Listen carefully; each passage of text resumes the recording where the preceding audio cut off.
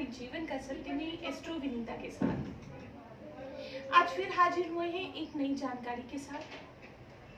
जीवन में बढ़ती हुई समस्याओं को ध्यान में रखते हुए आज हम बात करेंगे सुंदरकांड के बारे में।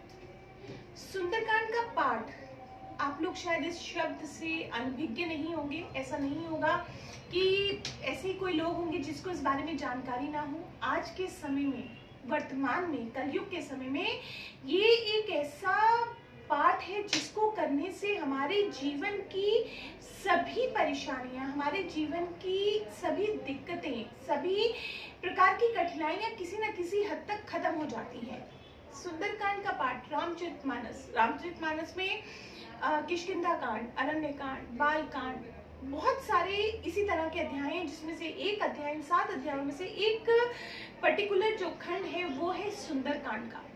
सुंदरकांड बहुत विशेषता रखता है, बहुत महत्वपूर्ण है, विशेष रूप से क्योंकि रामचरितमानस में प्रभु की महिमा का वर्णन है, प्रभु की विजय गाथा है, प्रभु की शौर्य की गाथा है। पर सुंदरकांड में भक्त की महिमा का वर्णन है, भक्त की शौर्य की गाथा है, भक्त की वीरता की गाथा है। सुंदरकांड क्या है? सुंदरकांड का पाठ से हम क्या अभिप्राय लेते हैं कि भक्त को जीवन में कभी भी हारना नहीं चाहिए।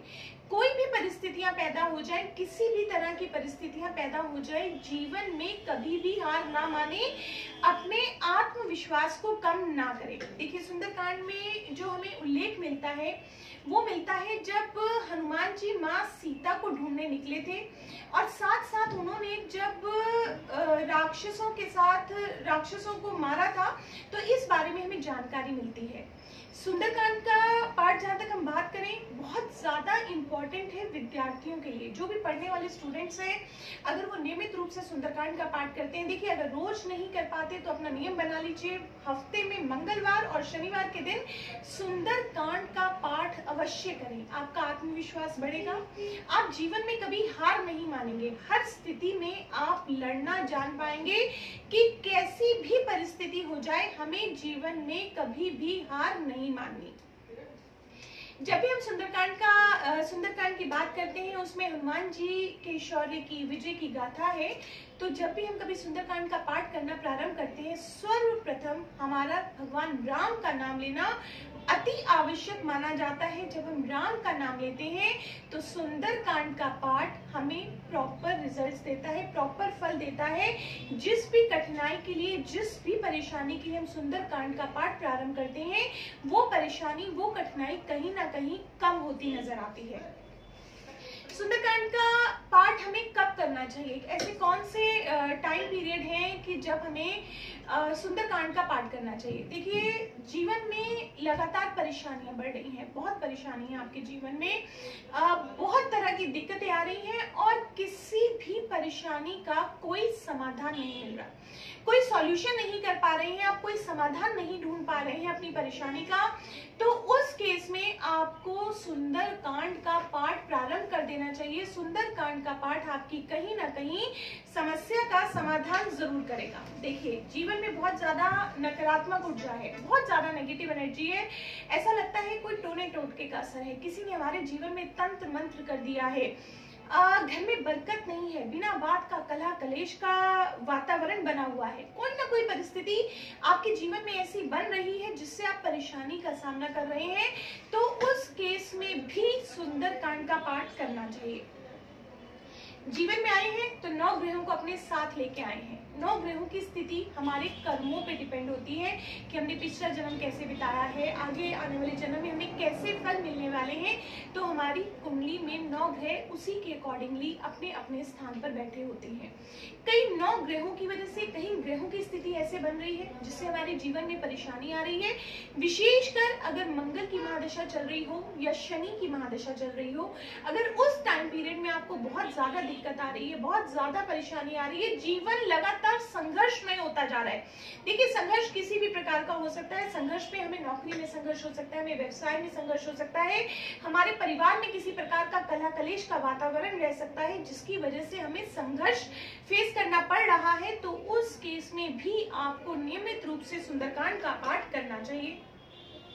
आपके बहुत ज्यादा शत्रु हैं, बहुत ज्यादा विरोधी हैं, आपके अगेंस्ट बहुत ज्यादा लोग खड़े हैं, बहुत ज्यादा लोग ऐसे हैं जो आपके विपरीत आके खड़े हो गए हैं और आपको नुकसान पहुंचा सकते हैं।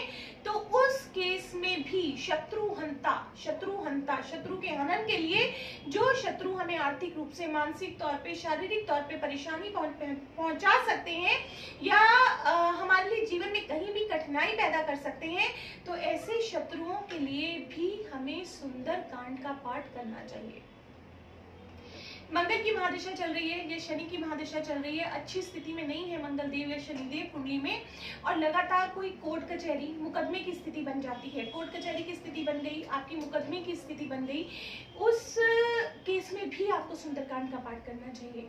आप देखेंगे कुछ घरों में कोई घर का फैमिली मेंबर बीमार है, एक सर्जरी हुई, एक के बाद दूसरी सर्जरी, तीसरी सर्जरी, कोई ना कोई सर्जरी से उस इंसान को गुजरना ही पड़ रहा है, सेहत में किसी भी प्रकार का सुधार नहीं हो रहा है, तो ऐसे केस में भी सुंदरकांड का पाठ अवश्य करना चाहिए।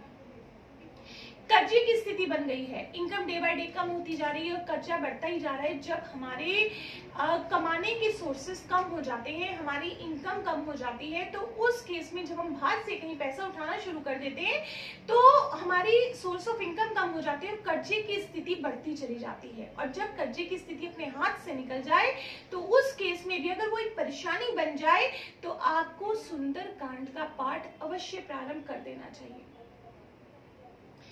बच्चे आपकी बात नहीं मानते, बच्चे आपकी रिस्पेक्ट नहीं करते, बच्चे आपकी इज्जत नहीं करते, बच्चों से आप बहुत डिसअपॉइंट हैं अपने, तो उस केस में भी अगर आपको संतान पक्ष से कहीं पे भी किसी भी प्रकार की प्रॉब्लम आ रही है तो उस केस में भी सुंदरकांड का पाठ करें। देखिए, सुंदरकांड के पाठ के बारे में जो आज मैं आपको इन्फॉर्मेशन दे रही हूँ, मैंने स्वयं प्रैक्टिकली इस चीज को अपने ऊपर इम्प्लीमेंट किया है और कई बार ऐसी बहुत सी समस्याएं जीवन में होती हैं, घर में शायद परिवार का कोई सदस्य ऐसा बीमार रहा कि उसके बचने की भी उम्मीद नहीं थी और सुंदरकांड के पाठ ने उसको कहीं ना कहीं नया जीवन दान दिया। हनुमान चालीसा का पाठ कीजिए, सुंदरकांड का पाठ कीजिए, पर हनुमान जी का नाम लेने से पहले भगवान राम का नाम लेना कभी भी मत भूलिएगा। अब आप लोग सुंदरकांड करते हैं तो कई बार ये भी पूछते हैं विशेष तौर पे कि सुंदरकांड का पाठ कैसे करें। देखिए, सुंदरकांड करने को आप हफ्ते के 7 दिन कर सकते हैं, पर अगर आप हफ्ते के 7 दिन ना कर पाए तो इसे मंगलवार और शनिवार के दिन अवश्य करें। मंगलवार और शनिवार के दिन अवश्य करें, संध्या के समय करें, शाम के समय करें। अक्सर आपने मुझे देखा है बोलते हुए, जब भी मैं मंगलवार का कोई उपाय बताती हूँ तो मैं आपको अक्सर बोलती हूँ कि हनुमान जी को लाल फूल चढ़ाएं, हनुमान जी को लाल फूल चढ़ाएं, देसी घी का उनके आगे दीपक जलाएं, बूंदी का प्रसाद चढ़ा सकते हैं। तो यहाँ पे भी मैं आपको यही कहना चाहूंगी कि जब आप सुंदरकांड का पाठ प्रारंभ करें, संध्या के समय कीजिए, तो हनुमान जी के आगे एक देसी घी का दीपक जलाइए, लाल फूल चढ़ाइए, मिठाई लाइए, मिठाई नहीं ला सकते तो गुड़ और तुलसी का भोग भी उन्हें लगा सकते हैं। उसके बाद आप भगवान राम का नाम लेते हुए सुंदरकांड का पाठ प्रारंभ कर दीजिए। सुंदरकांड का पाठ कंप्लीट होने पे हनुमान जी की आरती कीजिए, कपूर से आरती कीजिए हनुमान जी की, और ईश्वर से हाथ जोड़ के प्रार्थना कीजिए कि जीवन में चल रही आपकी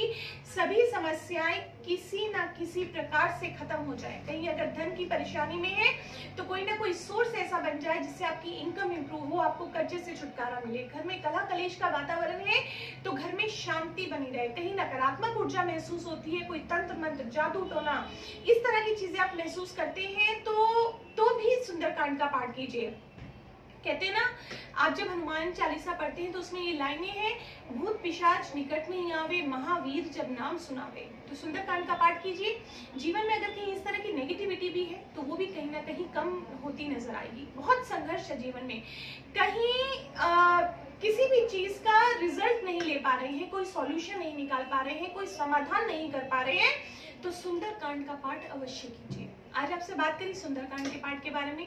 वैसे आज के टाइम में सभी लोग इस बारे में जानकारी रखते हैं और मैं सभी को कहना भी चाहूंगी कि अगर जीवन में कहीं संघर्ष नहीं खत्म हो रहा है तो एक सुंदरकांड का पाठ करना प्रारंभ कर दीजिए। मंगलवार और शनिवार के दिन अवश्य कीजिएगा। फिर हाजिर होंगे आपके पास एक नई जानकारी के साथ। इस चैनल को लाइक जरूर कीजिए, शेयर जरूर कीजिए, सब्सक्राइब जरूर कीजिए। आज के लिए बस इतना ही। नमस्कार।